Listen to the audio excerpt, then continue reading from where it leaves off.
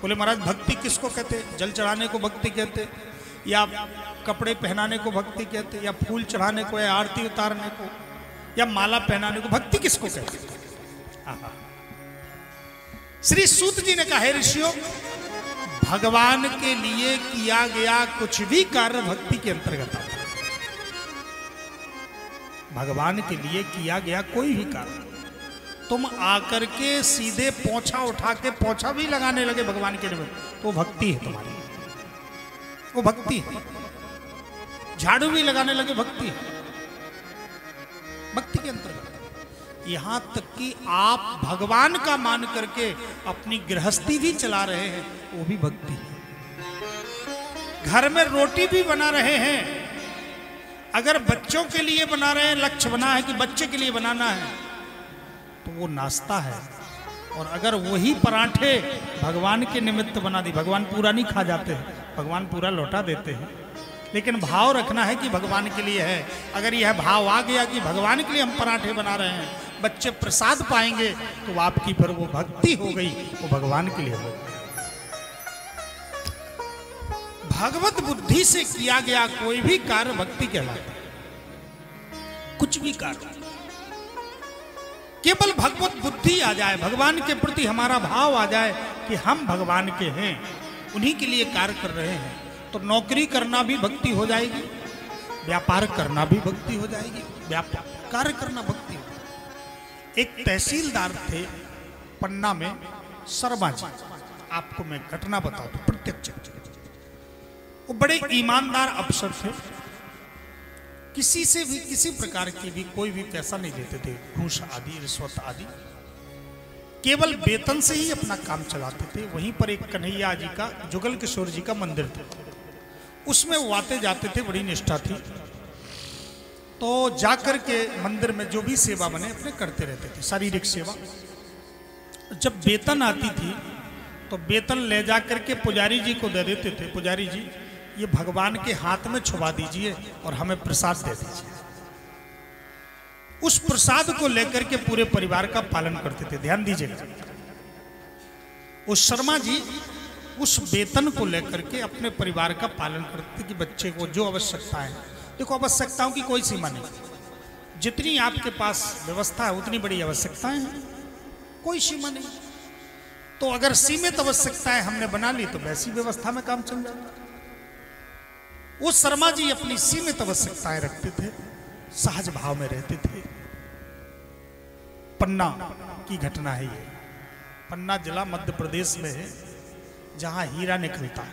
आप सर्च करेंगे, यहाँ पर हमारे पंडित जी बैठे, शास्त्री जी बैठे हैं, सभी लोग वहां से पन्ना की है। ये शरीर भी वहीं का है। निवेदन करो, वास्तविक घटना बता रहे हैं, प्रत्यक्ष घटना। मध्य प्रदेश में पन्ना, वहां हीरा निकलता, सबसे ज्यादा हीरा पन्ना में ही निकलता। तो वहां पर श्री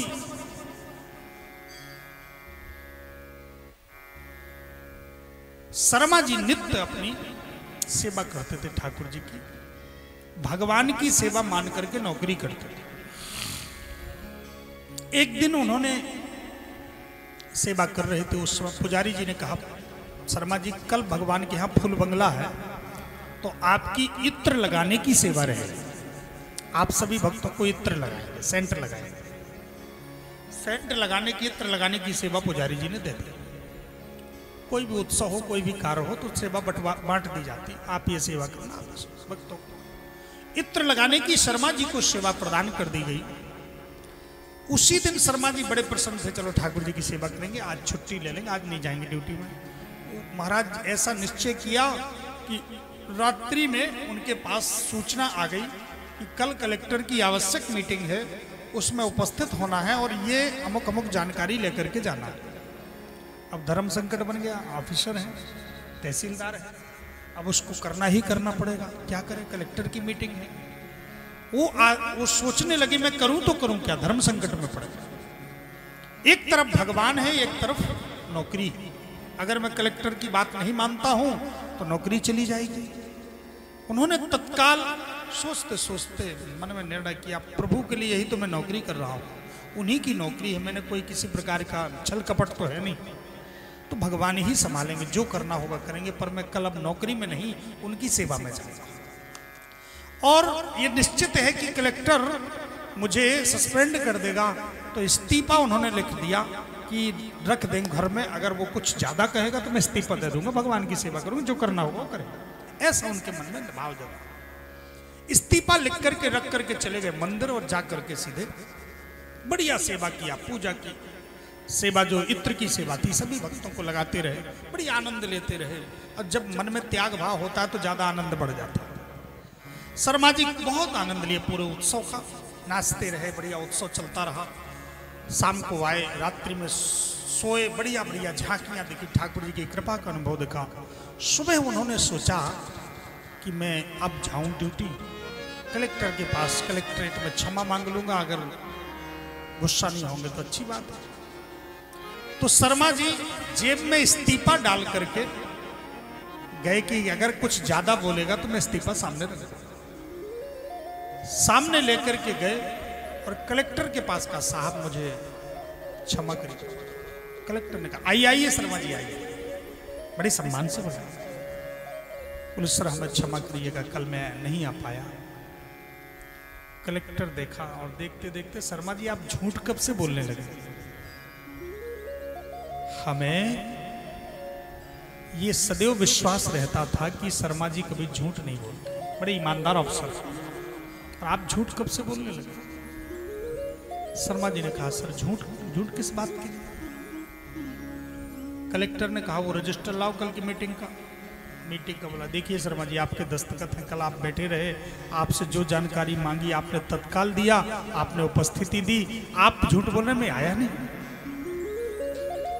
शर्मा जी ने जब ये सुना तो आंख से झरझर झरझर झरझर अश्रु भर आई, हृदय भरा।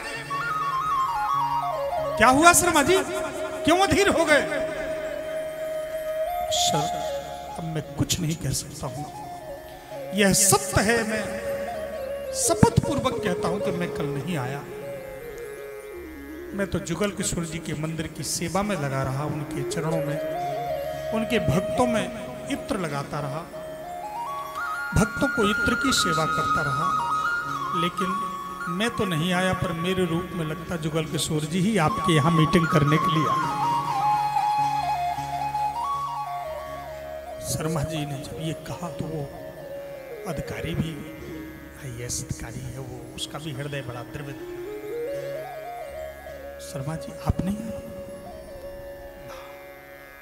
उसने कहा, शर्मा जी आपके कारण मुझे भी भगवान का दर्शन, ये तो आश्चर्य है। शर्मा जी ने जेब से इस्तीफा निकाला।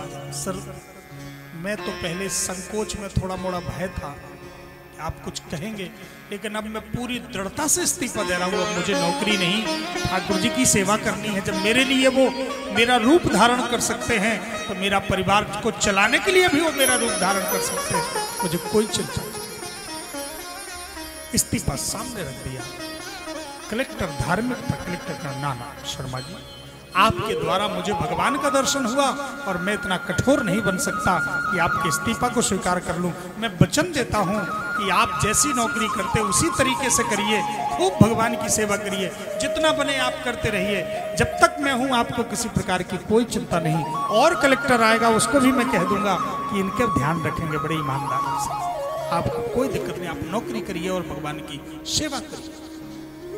उस दिन से वो निश्चिंत होकर के सबका एक केवल भगवान के प्रति समर्पित भाव रखने के कारण ही उनके जीवन में यह दर्शन हुआ कि गृहस्थी भी संभल गई और भगवत प्राप्ति भी हो गई।